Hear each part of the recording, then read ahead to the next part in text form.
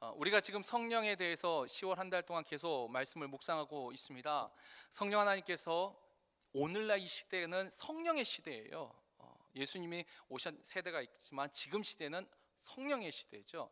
영원토록 우리와 함께 하시는 분이 바로 성령 하나님. 그래서 임마누엘 성령님이 영원토록 우리와 함께 하시고, 함께 하시면서 어떤 일을 하세요? 카운셀링을 해주시죠, 위로해 주시죠, 보호해 주시죠, 인도해 주시는 바로 보혜사로 그 성령님이 임마누엘, 영원토록 우리와 함께 하신다라고 했습니다. 근데 그 좋은 성령님이 우리와 함께 있음에도 불구하고 우리가 낭망하고 좌절하고 실망하는 이유, 그것은 바로 우리 안에 아직도 죄의 법이 있고, 또 우리 밖에 악한 영이 있어서 우리가 하나님의 뜻을 행하지 못하도록 방해하기 때문에, 그래서 성령이 말할 수 없는 탄식함으로 우리를 위하여 하나님의 뜻대로 간구해 주신다. 그러니까 그 보혜사 성령님이 우리와 계속 함께 계세요. 그러면서 우리가 하나님의 뜻을 잘 분별 못할 때 이 성령님이 우리를 위하여 탄식하면서 간구해 주세요. 이것이 바로 성령님의 사역이고 성령님과 동행하는 삶이라 했습니다. 자, 그런데 우리가 그래서 성령님이 탄식함은 우리 안에 죄의 법이 있고 우리 밖에 악한 영이 있다는 것을 알게 해주는데, 거기에서 멈추는 게 아니라 우리가 성령을 기쁘시게 해야 되죠. 성령을 충만케 해야 되죠. 그래서 성령을 의지하는 삶을 살아야 돼요. 어떻게 해야 된다고요? 말씀과 기도로 거룩하여짐이라. 성령님은 예수님이 말씀하신 것을 기억나게 하시는 분이에요. 그래서 그 말씀을 가까이 하는 사람들이 성령님이 사역하기에 쉬운 사람들이 되죠. 성령님이 활발하게 충만하게 사역할 수 있는 사람이 말씀을 가까이 하는 사람, 그리고 또 하나님 앞에 기도하는 사람, 기도하는 사람을 통하여서 성령님이 기뻐하시며 사역하시죠. 자, 이처럼 우리가 성령을 의지하는 삶이 결국은 말씀과 기도 생활에 힘쓰는 것, 우리가 여기까지 우리가 지난주 말씀을 들었습니다. 자, 그런데 이 성령을 의지하는 삶이 분명 그렇죠. 말씀과 기도에 힘쓰는 삶, 그것도 우리가 익히 잘 아는 말이죠. 근데 좀 다른 각도에서, 다른 면에서 우리가 성령을 의지하는 삶을 어떻게 살 수 있는지, 오늘 우리가 읽었던 이 본문, 사실 성령 회방죄라, 개역 한글은 회방이라 했고 지금 개역 개정은 모독했어요. 그래서 성령 회방죄 혹은 성령 모독죄, 아무래도 회방이라는 단어가 좀 어렵죠. 그래서 모독죄라고 하는 이 본문을 통해서 어떻게 성령 회방과 성령을 의지하는 삶이 연결되는가, 그러나 좀 다른 각도에서 분명히 성령을 의지하는 삶이 이 본문 속에 들어있거든요. 그래서 오늘 이 본문을 통해서 성령을 의지하는 또 다른 면에 대해서 우리가 한번 생각하고 은혜를 나누고자 합니다. 먼저 이 본문, 사실 신학적으로 가장 많은 논쟁이 있는 본문 중에 하나예요. 근데 오늘 제가 뭐 논쟁을 하려는 게 아니고, 이 속에서 그래도 많은 사람들이 공통적으로 인정하는 그 부분들을 통해서도 우리가 충분히 하나님이 우리에게 말씀하고 하자는, 성경이 우리에게 말씀하고자 하고 싶은 것을 충분히 캐치할 수가 있는데, 일단 이 본문의 상황을 잠깐 설명하죠. 이 본문은 우리가 읽었던 처음 22절에 이렇게 나오죠. 한때 그때에 사람들이 예수님 앞에 귀신 들려 눈이 멀고 말 못하는 사람을 데리고 왔다. 일단 눈이 멀었으니까 장님, 소경이죠. 말을 못하니까 벙어리입니다. 근데 이 단순히 눈이 멀고 벙어리인 것, 이것만 있는 게 아니고 이 사람한테 뭔가 좀 다른 특징이 있었던 것 같아요. 그래서 이 사람은 특별히 또 귀신이 들렸다. 그러니까 귀신이 들렸고 눈이 멀었고 말을 못해요. 어찌 보면 정말 비참한 상태의 사람이에요.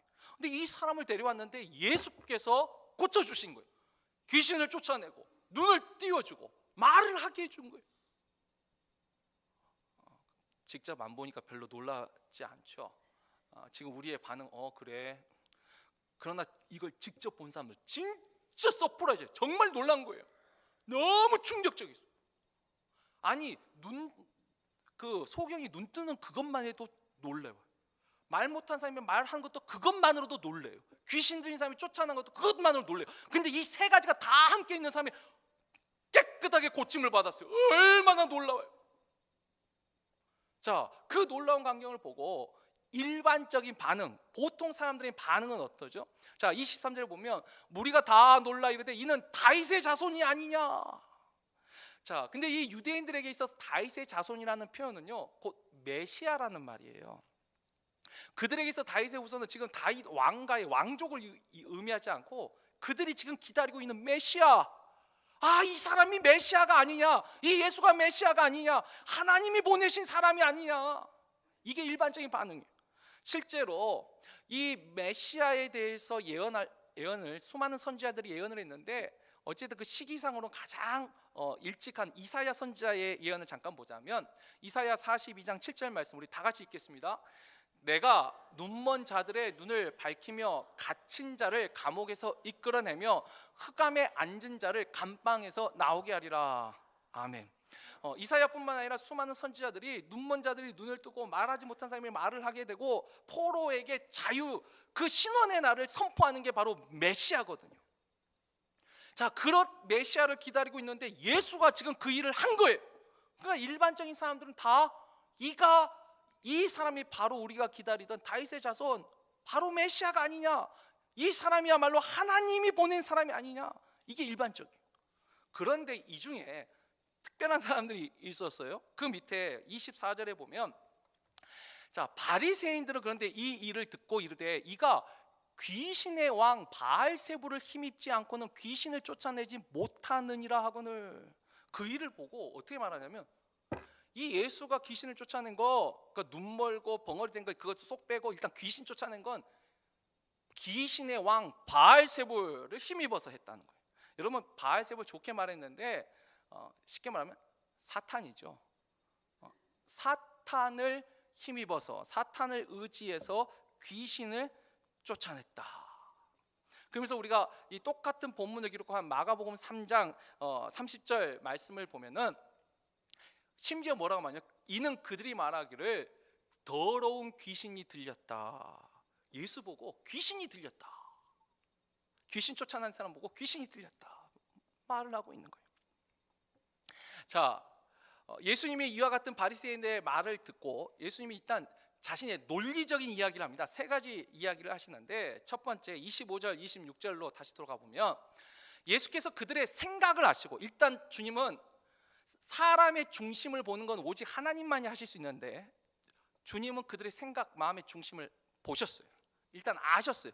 그런데 그 생각을 아셨지만 일단 논리적으로 대답합니다. 첫 번째, 자, 스스로 분쟁하는 나라마다 황폐하여질 것이요 스스로 분쟁하는 동네나 집마다 서지 못하리라. 그러면서 사탄이 그 사탄을 쫓아내면 스스로 분쟁하는 것이니 그리하고야 어떻게 그의 나라가 서겠느냐.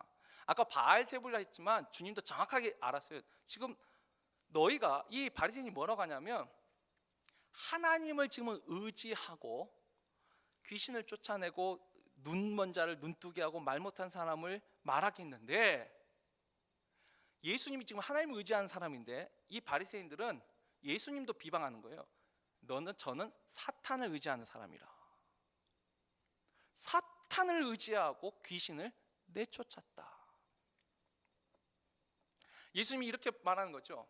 그래, 너희들이 그렇게 말하는데 어떻게 사탄이 사탄을 내쫓으면 그 나라가 서겠느냐. 스스로 싸우는데 어찌 그 나라가 서겠느냐. 맞는 말 아닌가요? 아니, 어느 한 공동체가 무너질 때 외부의 공격으로 무너진 것보다 인류 역사 속에서도 대부분의 한 공동체가 무너진 건 내부에서 스스로 싸우기 때문에 무너집니다. 내부가 아무리 작아도 똘똘 뭉치면 절대 무너지질 않아요. 수많은, 요즘 최근에 나온 안시성이라는 영화를 봐도 그렇잖아요. 20만 당군 앞에서 5,000명 안시성 사람들이 이기잖아요. 뭉치면 이기는데 스스로 분쟁하면 서지 못하는. 자, 이 논리 틀린 말이 하나도 없어요. 어떻게 사탄이 사탄을 내쫓느냐, 그러면서 어떻게 그의 나라를 세우겠느냐. 두 번째 논리가 뭐냐면, 자, 그러고 또 내가 진짜 이 사탄을 의지하고 귀신을 쫓아냈다면, 그러니까 사탄을 의지해야지만 귀신을 쫓아낸다면, 그럼 너희의 아들들은 누구를 힘입어 귀신을 쫓아내는 거예요? 바리새인들 중에서도 귀신을 쫓아낸 사람들이 있었던 것 같아요. 그러면 너희들은 누구를 힘입어서 귀신을 쫓아내느냐? 맞는 말이죠. 주님 보고 너는 사탄을 의지하고 사탄을 의지하지 않으면 귀신을 쫓아낼 수 없다. 너희가 그렇게 말하는데, 그럼 너희 아들들은 누구를 의지하여 귀신을 쫓아내느냐? 두 번째 말씀도 틀린 말이 하나도 없었어요. 또 세 번째 이제 논리가 뭐냐면, 자 29절에 보면 사람이 먼저 강한 자를 결박하지 않고서야 어떻게 그 강한 자의 집에 들어가 그 세간을 강탈하겠느냐. 결박한 후에야 그 집을 강탈하리라. 당연한 말이죠. 아니 강한 사람이 지키고 있는데 어떻게 그 사람 집에 가서 그 집의 것을 약탈해 올 수 있어요? 그 사람을 먼저 결박한 후에야 그 집의 것을 무너뜨릴 수 있잖아요. 그러니까 주님이 이런 거죠. 사탄을 힘입어서 어떻게 사탄을 내쫓냐는 거예요. 사탄을 결박했기 때문에, 그를 이겼기 때문에 쫓아낼 수 있는 것이죠. 그러면 사탄을 이길 수 있는 대상은 누구죠? 여러분, 사탄을 이길 수 있는 대상은 오직 하나님 한 분밖에 없으세요. 그러니까 28절에 내가 하나님의 그 성령, 하나님의 영을 힘입어서 사탄을 결박하고 사탄을 이겨내고 내가 이 귀신을 쫓아낸 것이에요. 여러분, 이거 당연한, 이건 논리예요. 논리. 세 가지가 얼마나 틀린 말이 있어요 이 중에? 그런데 참 재밌는 게, 아무리 또 바른 말을 해도 이 바리새인들은 이게 귀에 들려오질 않습니다. 이미 그들의 마음의 중심에는 논리가 문제가 있는 게 아니라 예수가 싫어요 지금. 여러분, 싫은 사람이 말하면 다 틀린 말 아니에요? 이게 우리 마음의 중심이에요. 우리의 마음의 속 사람이에요. 하나님, 주님이 그 생각을 아셨어요. 아무리 말을 해줘도 이해를 못해요. 자, 그러면서 이제 오늘 우리가 집중해서 이제 묵상해야 될 말씀을 이제 하시죠. 그 밑에 이제 31절과 32절 말씀입니다. 우리 한번 이것은 다 같이 읽겠습니다. 시작. 그러므로 내가 너희에게 이르노니 사람에 대한 모든 죄와 모독은 사하심을 얻되 성령을 모독하는 것은 사하심을 얻지 못하겠고, 또 누구든지 말로 인자를 거역하면 사하심을 얻되 누구든지 말로 성령을 거역하면 이 세상과 오는 세상에도 사하심을 얻지 못하리라. 아멘. 성령을 모독하는 자는 영원히 용서받지 못한다. 이 말씀을 하세요. 사실 이거 굉장히 참 두려운 말씀인데, 이 말씀에 대해서 참 많은 이제 해석과 논란들이 있어요. 근데 일단 그 중에서 우리가 분명하게 인정되는 것들만 좀 먼저 살펴보자면, 일단 이 성령을 모독한다는 말, 모독이라는 말이 헬라 언어로는 블라스페미아라는 말인데요. 쉽게 말하면 이런 거예요. 모독이란 게 뭐냐면 일단은 비방하는 거예요. 중상하는 거예요. 아까 그랬죠. 예수님은 지금 하나님을 의지하는 사람인데 사탄을 의지하는 사람이라고 교묘하게 바꾸면서 비난을 하고 있어요. 그리고 성령이 하는 일을 누가 하는 일이라고요? 사탄이 하는 일이라고 모독한 거예요. 성령 하나님을 사탄이라고 모독을 했어요. 그러니까 신성 모독인 거예요, 이건. 자, 그런데 이와 같은 죄는, 일단 성령을 모독하는 죄 첫 번째 특징이 뭐냐면 영원히 용서받지 못하는 죄라는 거예요. 근데 여기서 보세요. 여러분, 우리가 하나님을 지금 믿고 있는데 이 성경 말씀뿐만 아니라 전체 성경을 볼 때 하나님 앞에 용서받지 못할 죄가 있나요? 이 세상에 용서받지 못할 죄는 없습니다. 근데 딱 하나 용서받지 못한 죄가 있는데 그게 뭐냐면 회개하지 않는 죄입니다. 그러니까 내가 이 죄를 잘못했습니다 라고 고백하지 않는 그 완악함이라고 하죠. 그 교만함, 회개하지 않는 것이, 그러니까 회개하지 않아서 용서받지 못하는 것이 있을 뿐이지, 이 세상에 사람을 죽여도 비난해도 어떤 것을 해도 회개하면 하나님은 다 용서해 주세요. 다시 말해서 용서받지 못할 죄, 이것이 곧 성령을 모독하는 죄인데, 또 성령을 모독한 죄는 그래서 어떤 죄가 되냐면 회개하지 않는 죄예요. 실제로 성령이, 여러분, 우리가 회개한다는 건요, 성령 하나님이 우리에게 깨닫게 해줄 때만 회개할 수 있어요. 결국 그 성령의 사역을 내가 거부하는 것과 마찬가지이기 때문에 그건 용서받지 못해요. 우리가 로마서 2장 4절에서 5절, 사도 바울도 그래서 이렇게 말하죠. 우리 다 같이 읽겠습니다.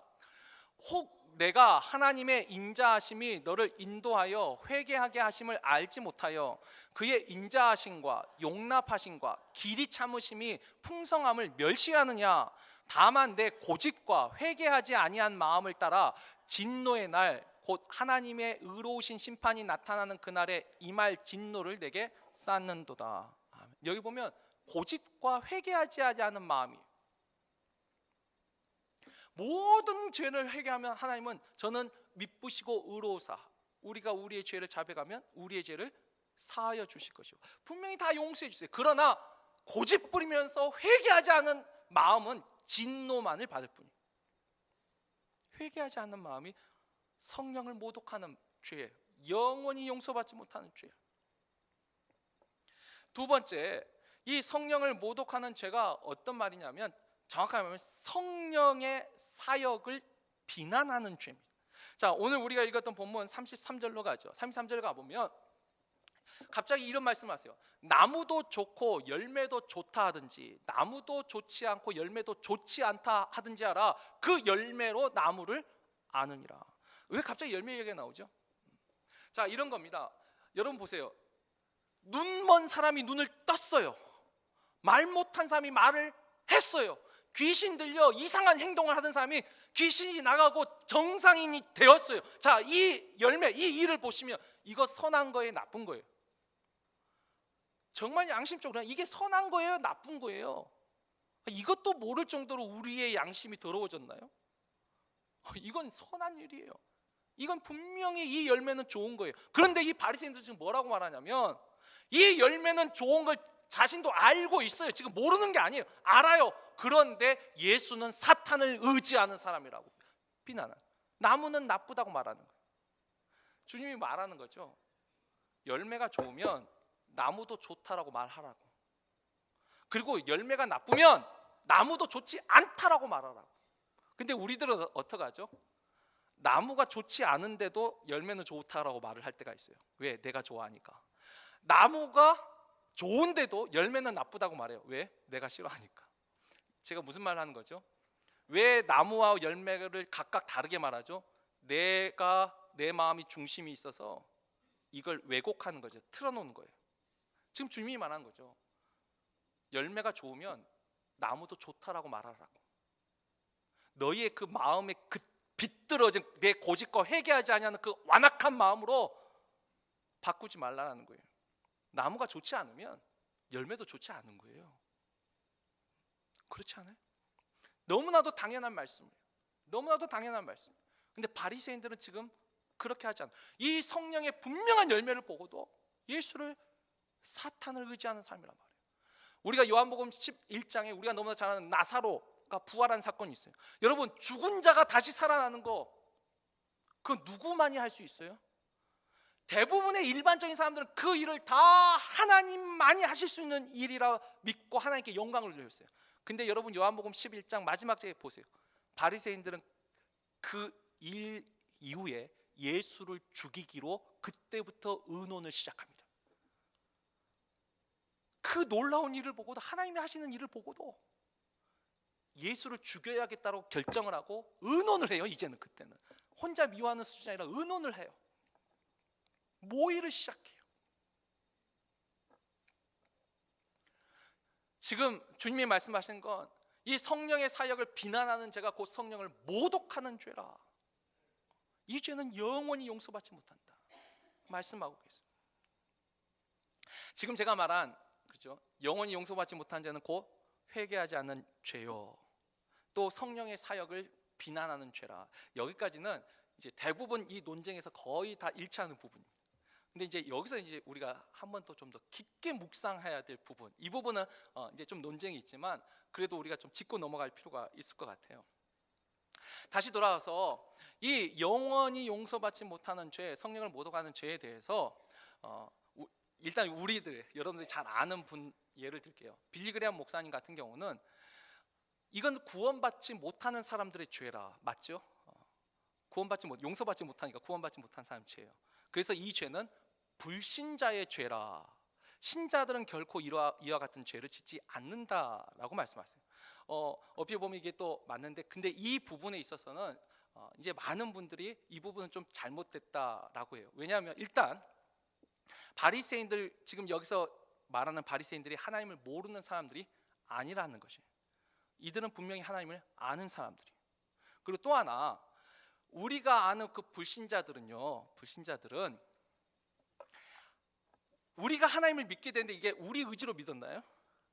제가 이제 믿는 건 우리 의지로 절대 못 믿습니다. 처음 믿게 되는 그 믿음의 탄생은요, 하나님이 택하시고 은혜를 주지 않으면 하나님이 계신 것과 하나님을 아버지라 부를 수도 없고 예수를 주라 시인할 수도 없고 천국에 있다는 것을 아예 믿지 못해. 이건 우리의 이성과 지식으로 믿어지는 게 아니에요.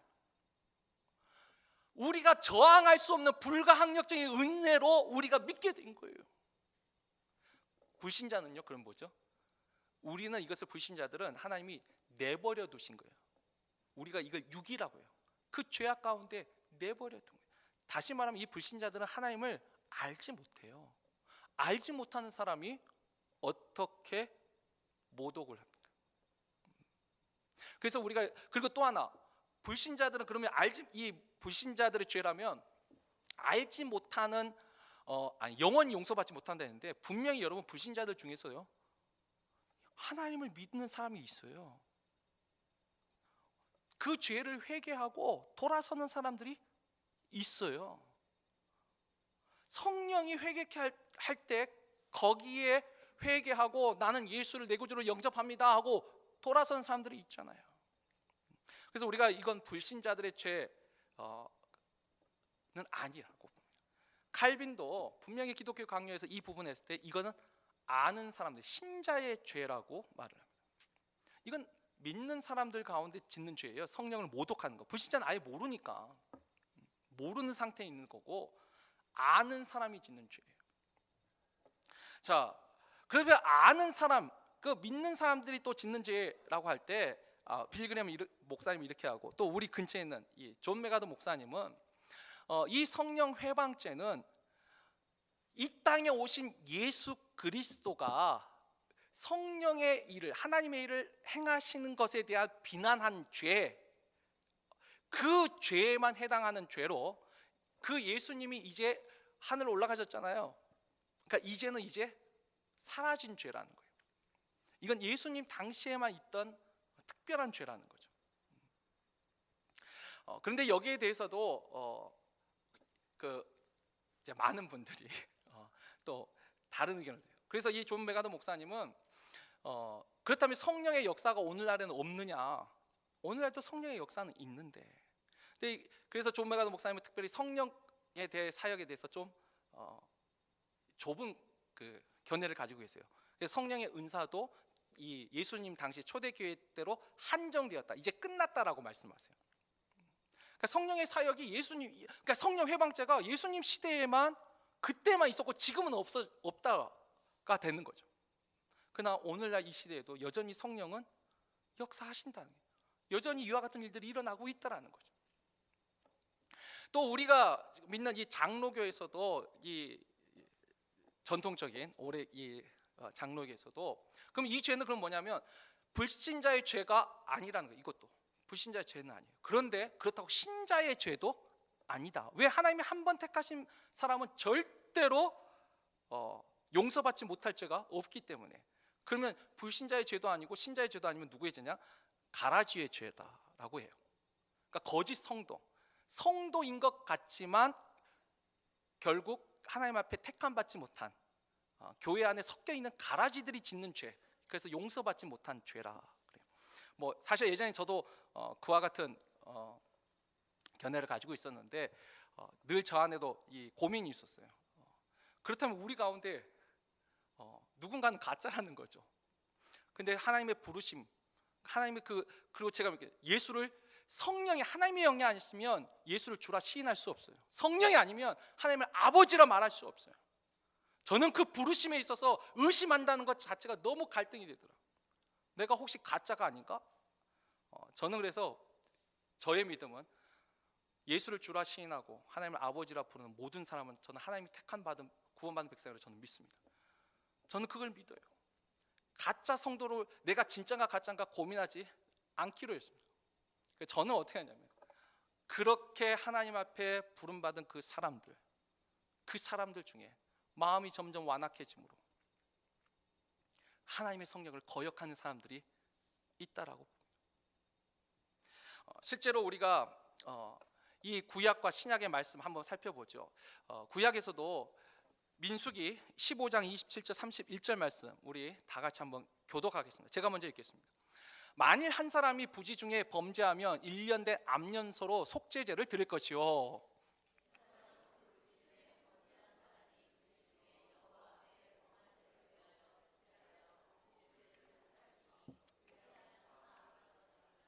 이스라엘 자손 중 본토 소생이든지 그들 중에 거류하는 타국인이든지 누구를 부지 중에 범죄한 자에 대한 법이 동일하거니와.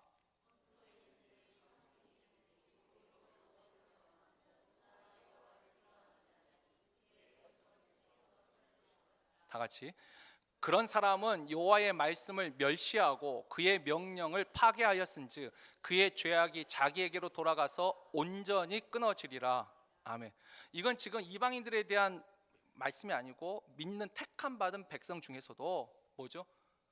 고의로 알면서도 죄를 범하는 사람은, 원래 우리가 속죄제로 우리의 죄를 사함 받을 수 있어요. 근데 알면서도 고의로 죄를 범할 때는 속죄하는 죄사가 없습니다. 우리가 살인도 부지 중에 또는 정말 우발적으로 할 때 도피성을 만들어서 보호를 받았어요. 그러나 고의로 일부러 사람을 계획을 세워서 죽인 사람은 심지어 내 제단 앞에 있을지라도 잡아다가 죽이라 했습니다. 고의로 짓는 거, 알면서도 짓는 죄에 대해서는 용서함이 없어요. 자, 그렇다면 이건 율법 구약 시대에만 해당될까요? 우리가 신약으로 한번 넘어오죠. 히브리서 6장 4절에서 6절 말씀 우리 다 같이 읽겠습니다. 한번 빛을 받고 하늘의 은사를 맛보고 성령에 참여한 바 되고 하나님의 선한 말씀과 내세의 능력을 맛보고도 타락한 자들은 다시 새롭게 하여 회개하게 할 수 없나니 이는 그들이 하나님의 아들을 다시 십자가에 못 박아 드러내놓고 욕되게 함이라. 개역 한글은 2번 십자가에 못 박아 현저히 욕보임이라. 그리스도에 분명히 참여한 바 됐어요. 그 은혜를 알았어요. 그런데 다시 타락한 사람들이 있어요. 그런 사람들이 있더라는 거예요. 자, 여기에 대해서 히브리서 10장 26절 또 다 같이 읽지요. 우리가 진리를 아는 지식을 받은 후 짐짓 죄를 범한 즉 다시 속죄하는 제사가 없고. 짐짓이란 말이 뭐죠? 일부러요. 알면서도, 고의로 알면서도 짓는 죄에는 속죄하는 제사가 없어요. 자, 베드로도 여기에 대해서 이렇게 말합니다. 베드로 후서 2장 20절 21절 또 다 같이 읽습니다. 만일 그들이 우리 주 대신 구주 예수 그리스도를 알므로 세상의 더러움을 피한 후에 다시 그 중에 얽매이고 지면 그 나중 형편이 처음보다 더 심하리니 의의 도를 안 후에 받은 거룩한 명령을 저버리는 것보다 알지 못하는 것이 도리어 그들에게 나으니라. 그리스도를 알므로 우리가 세상의 더러움을 피했어요. 그런데 다시 얽매여요. 나중 형편이 그 처음보다 더 심하리니. 근데 이 베드로만 이런 말을 한 게 아니라 주님이, 아마 베드로는 주님의 이 말씀을 기억하고 이렇게 말한 것 같아요. 누가복음 11장 24절 26절 말씀인데, 이 누가복음 11장도 여러분이 성경을 찾아보시면 이 똑같은 이 마태복음 12장의 상황에서 똑같은 말씀이에요. 바알세부를 쫓고 이미 하나님 나라가 임했다는, 이게 마태복음에서 굉장히 중요한 핵심장인데 이 말씀에 여러 가지 말씀을 하셨어요. 근데 누가는 이 말을 하나 더 기억해서 이 말을 기록했어요. 또 다 같이 읽습니다. 더러운 귀신이 사람에게서 나갔을 때에 물 없는 곳으로 다니며 쉬기를 구하되 얻지 못하고 이에 이르되 내가 나온 내 집으로 돌아가리라 하고 가서 보니 그 집이 청소되고 수리되었거늘 이에 가서 저보다 더 악한 귀신 7을 데리고 들어가서 거하니 그 사람의 나중 형편이 전보다 더 심하게 되느니라. 주님도 이 말씀을 하세요. 깨끗이 청소되었는데 거기에 하나님을 모시지 않고 하나님의 중심으로 살지 아니하면 더 심해질 수 있다 말씀하십니다. 자, 사도 요한도 또 이와 같은 말을 하죠. 요한일서 5장 16절도 우리 다 다 같이 읽겠습니다. 누구든지 형제가 사망에 이르지 아니하는 죄에 범하는 것을 보거든 구하라. 그리하면 사망에 이르지 아니하는 범죄자들을 위하여 그에게 생명을 주시리라. 사망에 이르는 죄가 있으니 이에 관하여 나는 구하라 하지 않노라. 아멘. 지금 보시면 주님이 말씀하시는 성령을 모독하는 죄, 영원히 용서받지 못하는 죄, 또 지금 사도 요한이 말하는 사망에 이르는 죄, 히브리서가 말하는 2번 십자가에 못 박는 그 죄, 또 베드로가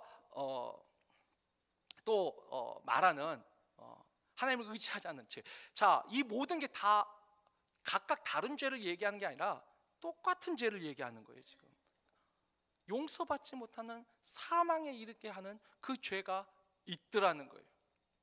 근데 이 모든 말씀을 종합하면 결국 어떻게 나오냐면 이건 하나님을 아는 사람들의 죄예요. 일단 신자들의 죄인데 신자들 중에서도 모르고 짓는 죄가 아니에요. 하나님을 믿는 사람들 중에서도 성령을 대표적으로 해방한 사람이 있죠. 누구죠? 바울. 사도 바울이 하나님의 사역을 대표적으로 모독하고 이단이라 하고 해방했잖아요. 그러나 그의 마음의 중심에는요, 몰랐어요. 자기는 그것이 하나님을 섬기는 일이라고 믿었어요. 철저하게. 그래서 똑같은 바리새인이지만 독사의 자식이라고, 이거 정말 치명적인 욕이에요. 우리한테는 이게 하도 성경에서 읽으니까 별로 충격이 없지만 이건 당사자 유대 이스라엘에서 들으면요, 우리 한국에 야 이 강아지 이런 1918 뭐 이렇게 온갖 욕을 다 합친 것보다 더 충격적인 욕이에요. 그런데 그 욕 속에서도 그 바리새인 중에서도 하나님이 사도로 불렀어요.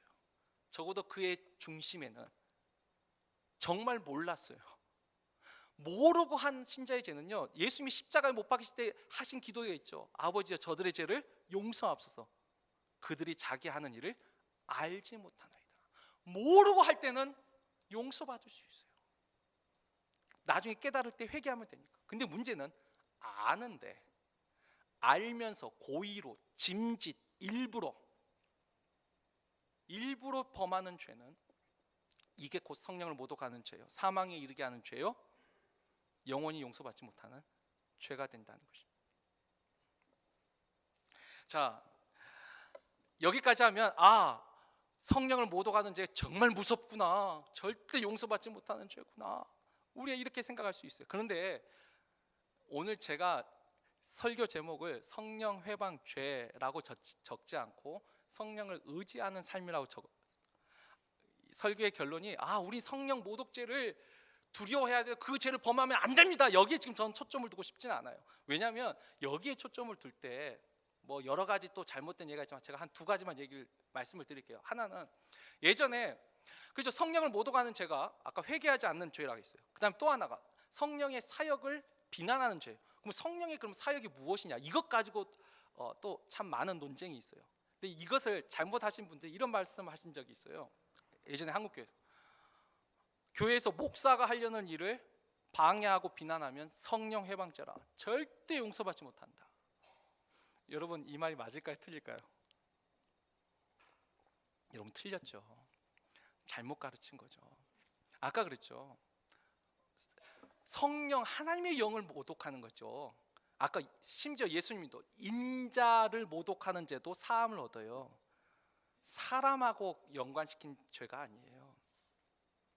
우리가 근데 잘못 가르칠 때 이것을 이용하신 분들이 가끔 계세요. 그래서 저는 성령 해방죄 여기에 대한 공포와 두려움을 이용하고 싶지 않아요. 여러분 성령 해방죄는 말 그대로 성령을 가까이 한다는 것이 곧 말씀과 기도 생활을 힘쓰는 거예요. 내가 정말 말씀을 통해서 기도했는데 정말 이것이 하나님 뜻에 아니다 할 때는 아니다라고 말할 수 있어야죠. 목사가 아니라 목사 할아비가 와서 해도 하나님의 뜻 가운데에서 분별하는 거예요. 이건 잘못한 거예요. 또 하나 잘못한 게 요즘 그 신사도 운동이라는 것이 있습니다. 여기서 성령의 역사가 일어나죠. 성령의 장풍이 있습니다. 다들 서 계실 때 성령 받아라 했더니 그냥 가운데서 중간에서 확 넘어지세요. 많은 사람들이 이쪽 특별히 장로교 쪽에서 그걸 이단이라고 말을 합니다. 그러니까 이쪽에서 뭐라고 말을 하냐면 그게 곧 성령 해방죄라. 지금 성령이 역사하시는 걸 왜 비난하느냐? 그러면서 한 발 더 나아가서 오늘 우리가 읽었던 본문에도 나오는데 30절에 나와 함께 아니하는 자는 나를 반대하는 자요 나와 함께 모으지 아니하는 자는 해치는 자라. 그래서 우리와 함께 하지 않으면 다 우리를 반대하는 자다. 이 말씀을 또 들어요. 이것도 잘못됐습니다. 주님이 똑같은 상황이 아니라 좀 다른 상황에서 나를 반대하지 아니하는 자를 나를 해하는 자가 아니요. 이건 제가 나중에 또 따로 말씀을 전할게요. 그래서 신사도운동, 그러니까 항상 자신들을 정당화하기 위하여서 성령 회방죄를 사용하면 그게 죄입니다. 자신을 정당하게 한 것이 아니에요. 정말 하나님의 사역. 그래서 여러분 우리가 신사동에서 저는 성령의 은사를 물론 장로교 목사님 저는 오늘날 일어남을 분명히 믿습니다. 성령은 지금도 활동하세요. 지금도 일하고 계세요. 우리가 거기에 눈을 떠야 돼요. 그런데 그것을 가지고 정당화하기 시작하면 문제가 됩니다. 성령이 있으면 방언을 할 수 있어요? 그냥 방언을 하지 못하면 성령이 없다라고 말할 이런 것은 문제가 있습니다. 예전에 그래서 여의도 그 순복음교회가 2단 시비 붙을 때 그 말이 그거예요. 당연히 성령이 있으면 우리는 방언의 은사를 받을 수 있어요. 근데 방언이 없으면 성령이 없다. 요렇게 간 것이 문제인 거죠.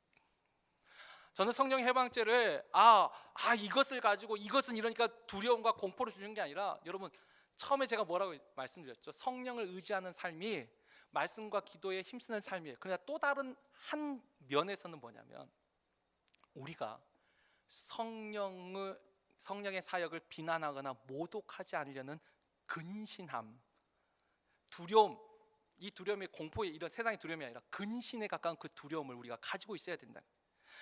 제가 여기에서 가장 좋은 예가 이 사도행전 5장에 나온 가말리엘의 말이 있습니다. 이 가말리엘이 자꾸 대제사장과 서기관들이 이 예수 믿는 사람들을 핍박하려고 하니까 그래서 사도들을 붙잡아 오니까 가말리엘이 뭐라고 말하죠? 만약에 이 사람의 사상과 소행이 사람에게서 났다라면 우리가 알다시피 그 전에 드다와 갈릴리 유다가 사람들을 미혹했을 적에 스스로 무너진 것을 우리가 알고 있지 않느냐? 이 사람의 사상과 소행이 사람에게서 난 것이면 반드시 스스로 무너질 것이요. 그러나 만일 하나님으로부터 난 것이라면 우리가 하나님을 대적할까 두렵다. 떼버려 두자는 거예요. 왜냐하면 이 예수 믿는 사람들이 정말로 이 사회를 흔들고 잘못된 윤리를 가르치고 흔들고 있느냐는 거예요. 이 사람들이 지금 하고 있는 일들은 하나님이 함께 하고 있는 일이 아니냐. 가말리엘도 이미 그것을 느꼈던 것 같아요. 그런데 워낙 사람들이 분위기가 살벌하니까 하나님을 대적할까 두려우니까 그냥 내버려 두자. 여러분 저는 이 성령 해방죄를 이렇게 여러분들이 받아들였으면 좋겠어요. 내가 혹시 하나님의 사역을 거슬리는 자가 아닐까? 내가 하나님이 하시는 일에 거치는 자가 되지 않을까? 여러분 이 생각을 가지고 계신다면 제가 분명히 하나 단언할 수 있습니다. 그 사람은 절대로 성령 모독죄를 지을 수가 없습니다. 용서받지 못할 죄가 없습니다. 내 안에 그런 두려운 마음, 사도 바울처럼 내가 복음을 전한 후에 도리어 버림받을까 두려워하노라는 그 마음이 있는 한 우리는 절대로 성령을 모독할 수가 없습니다.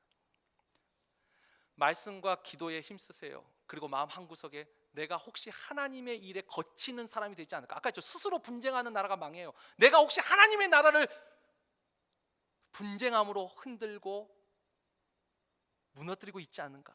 내가 그러고 있지 않은가? 그 마음만 아직 살아있다면 여러분 절대로 이 죄를 범하지 않습니다. 내가 하나님의 이 몸된 교회를 세우는 사람인가 흔드는 사람인가 내 자신을 늘 돌이켜볼 마음만 있다면 우린 절대 이 죄를 범하지 않습니다. 성령을 의지하는 삶, 내가 성령의 사역에 혹시라도 누를 끼치지 않을까 그 마음을 잃지 말고 사십시오. 목회자인 저도 마찬가지예요. 그래서 오늘날 많은 사람들이 목회자 중에도 그저 고집과 회개하지 않는 마음으로 끝까지 근데 저는 그분들 솔직히 쉽게 비난하거나 비판할 수 없습니다. 왜냐하면 나도 그렇게 될 수 있다는 걸 알기 때문이에요. 그분들을 보고 경계할 뿐이지 우리가 누가 누구를 향해 손가락질하면서 그렇게 하지 말라고 말할 수 있습니다. 다 같은 죄인들이 오히려 그 모습을 보고 가슴을 치고 나도 내가 저렇게 될까 봐 늘 두려워하고 떨리는 마음으로 늘 조심하고 다시 그래서 늘 하나님 성령 의지하고 늘 기도하고 매일매일 기도하지 않고는 도저히 살 수 없다는 게 우리의 고백이 돼야 되고 매일매일 주의 말씀 보지 않으면 내가 살 수 없다는 게 우리의 고백이 된다면